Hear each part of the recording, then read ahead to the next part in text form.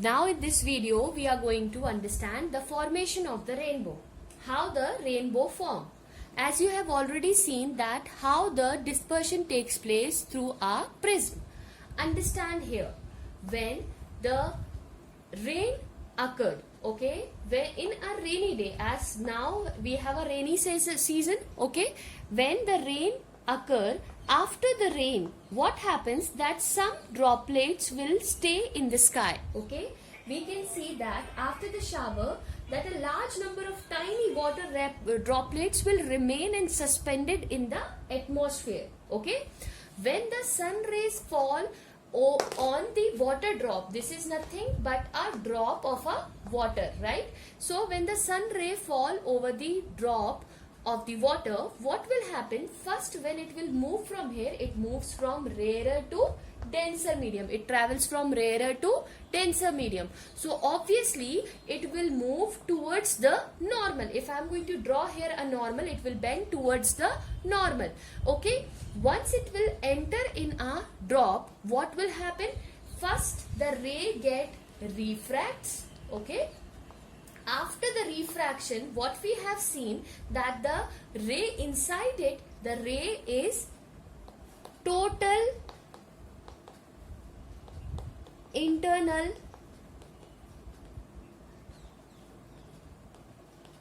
reflection takes place.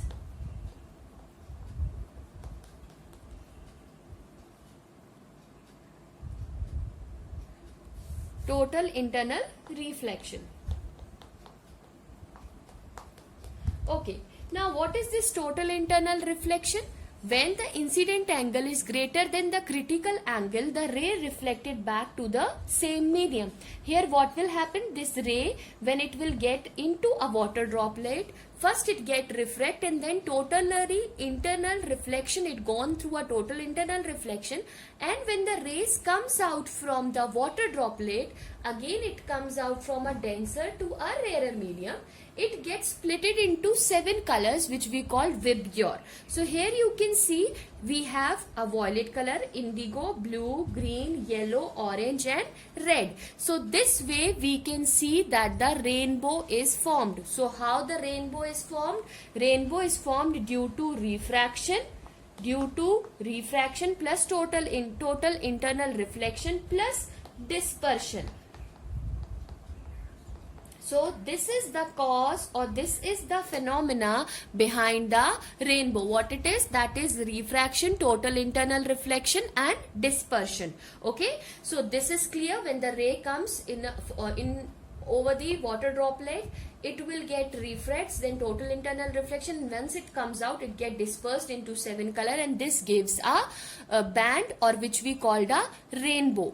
One condition in which the rainbow is formed is that the essential condition for observing the rainbow is that observer must stand with his backs towards the sun. Means this is the direction of the incident ray of the sun, but the rainbow is forming in the opposite direction of the sun, okay.